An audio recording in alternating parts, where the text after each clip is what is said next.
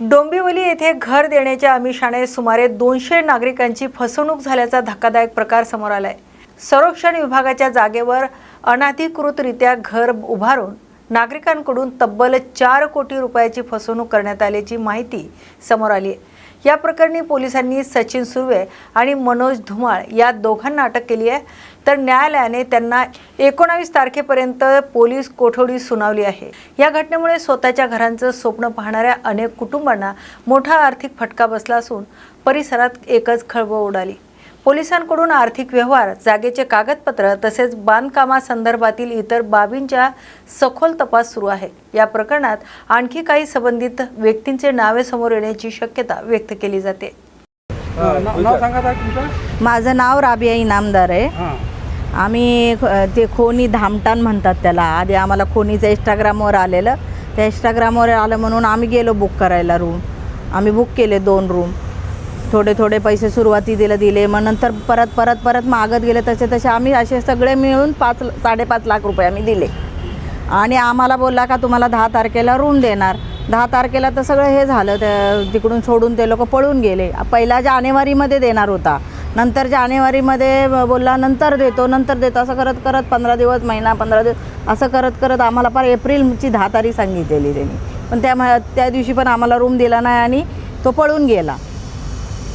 असं 200-250 लोकांना फसवलंय। 3च रूम बांधले, तेवढे 3 रूम त्यांनी 200-250 लोकांना दाखवले आणि सगळ्यांकडून पहिले पैसे घेतलेत।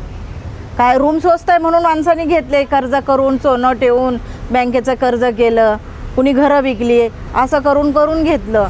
पण त्यांनी काय दिलंच नाही ते रूम आम्हाला फक्त आमचे पैसे मिळाले पाहिजे। आम्हाला रूम पण नको आणि काहीच नको, आम्हाला आमचे पैसे पाहिजे। आम्ही राहायला मुंबऱ्यात आहे।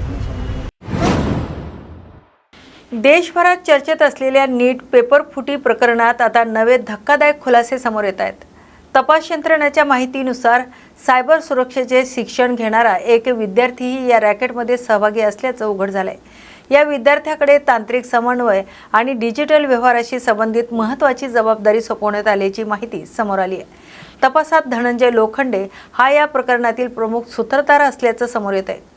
तो विविध शहरातील एजंटच्या माध्यमातून नीट परीक्षेच्या प्रश्नपत्रिका विकत असल्याचा आरोप आहे।